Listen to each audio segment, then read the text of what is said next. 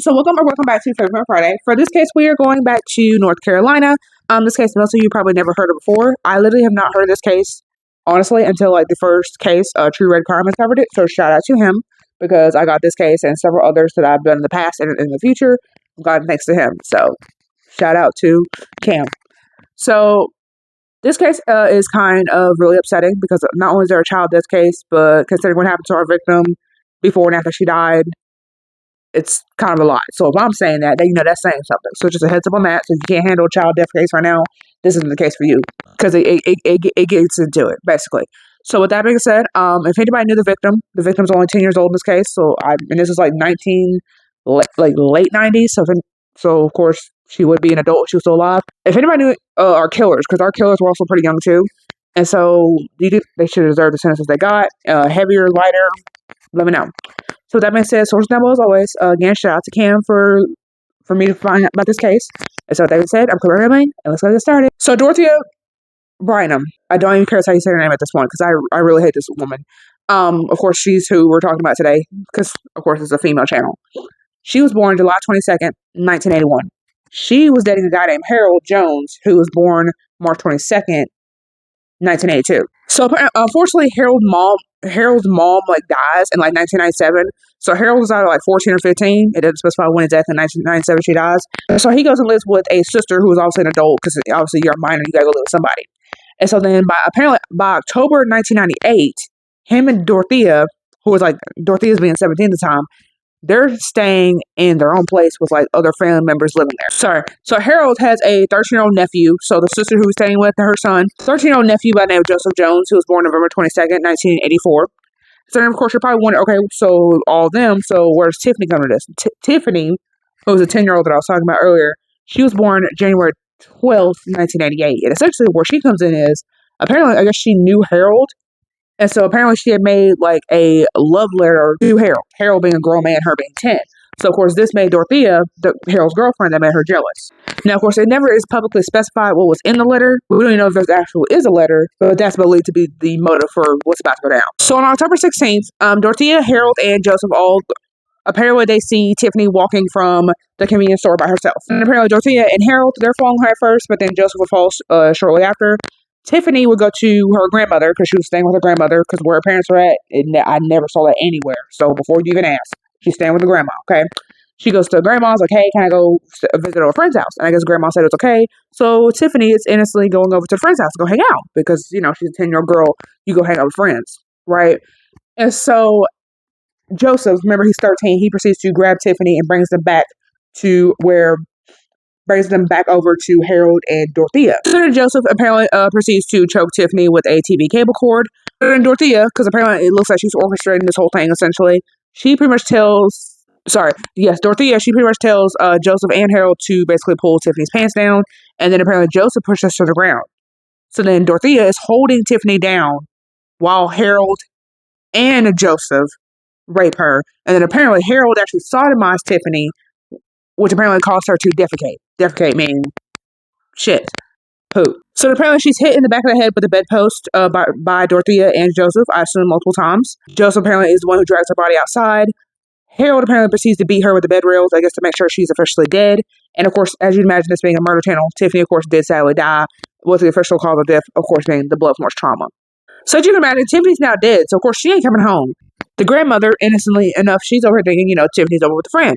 And I guess it was getting dark because it said obviously she apparently would call that friend that she said she was going to go with, and I imagine the friend said, "Oh, she never came," because obviously she never came. And she calls the police by around 8 p.m. saying, my granddaughter's missing, and so then apparently they find her body, and then by her body they find a backpack that has church bucks, so I guess like fake currency from a church that she was going to, an earring, some candy. And apparently a note that says Dorothea loves Harold. It never said whether she wrote that or whether one of them wrote it. But I guess you can make an educated guess here. So then the day after the murder, Joseph's aunt, I don't know why the aunt, but I guess somebody had tipped them off to go there. Joseph's aunt would actually have her apartment searched. And so they find a black t-shirt and blue jeans with blood and poop on it. And Joseph tried to say, look, I didn't even see Tiffany yesterday and I was at a football game.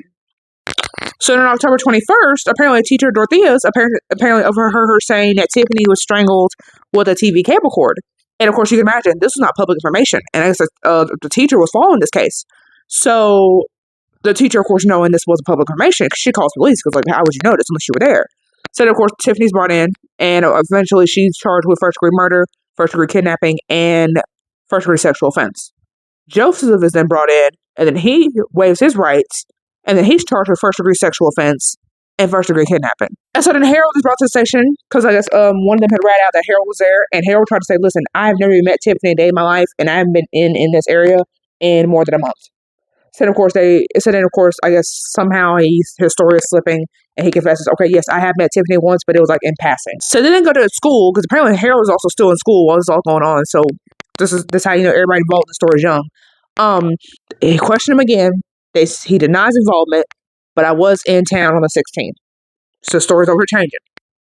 The investigators who's questioning him, they step out, they put in another guy, and I don't know what happened with this other guy, but somehow this other guy gets Harold to confess.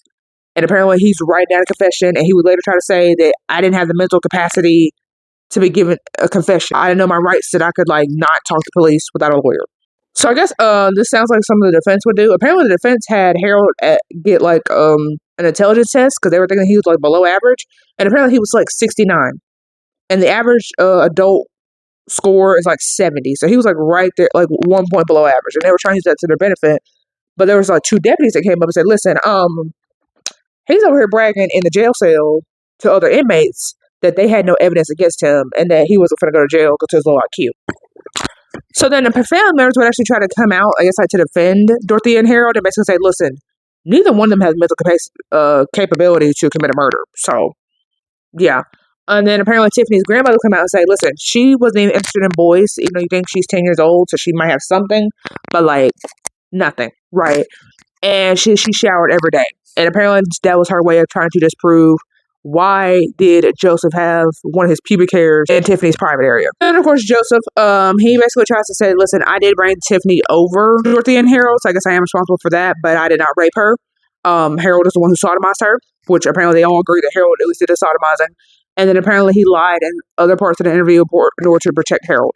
And then apparently he tried to say that the intercourse that happened between him and Tiffany being 10 years old, apparently was consensual, and that was his way of explaining the pubic hair that was found on Tiffany's body. So then a doctor apparently tried to say that Tiffany apparently did not have a hymen, and it wasn't like it was recently broken, but it apparently had been broken for some time.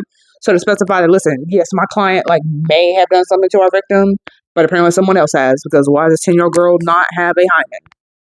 Or it's already broken, essentially. They're trying to say that. And so on November 9th, Dorothea and Harold, they are charged with murder, kidnapping, and 4 counts of sexual offense. On November 23rd, Joseph was, the judge basically said that, listen, this little gruesome ass crime you committed, even though you're 13, you still being tried as an adult. And apparently on November 29th, Harold was declared competent to stand trial. And so in February 2000, Dorothea, I guess there's no physical evidence against her, she was actually offered a plea deal where all she had to do was just testify against Joseph and Harold. And I guess she wasn't trying to do that. And so she winds up pleading guilty to murder and 4 other charges. Didn't specify what those charges were, but just 4 other charges. I guess those are some pretty serious ass charges because she's currently in jail for 124 years because she declined that plea deal. And Joseph and Harold eventually got life, and apparently Joseph tried to appeal. I guess it didn't specify whether to get out or get a lighter sentence because he was 13, and he was basically saying that's too young to get a life sentence. Like, that's cruel and unusual punishment. And of course, that sentence was declined, and so they're all still in jail and getting out till they die, essentially. So yeah, that's the case of the murder of Tiffany Long. Like I said, if you heard this case, I would be surprised because I definitely heard about it. But I just felt that it should be covered considering literally the stupid ass motive as to why Tiffany is no longer here with us, because she deserved to live her full life. So with that being said, thoughts are always welcome down below. I have other cases somewhat similar to this down below. And so with that being said, I cover fatal females 3 times a week. Subscribe for more fatal females. I'll see you guys in the next one. Bye. So if I play dead, will you regret everything that you did, that you said? I don't think you understand what you're doing, and my heart's black and blue from the bruising. I feel like when I'm with you I'm losing. I feel like you think that this amusing. Sitting there gaslighting and confusing. Was it me? Is it me? Am I deluded? I'm the one who's always sorry, the conclusion. Even though I offer all of the solutions. I wish you loved me like I love you, it's stupid. When I'm alone with you I never feel lucid. I wish I wasn't struck by Cupid. I wish when I first saw you I knew this. When I'm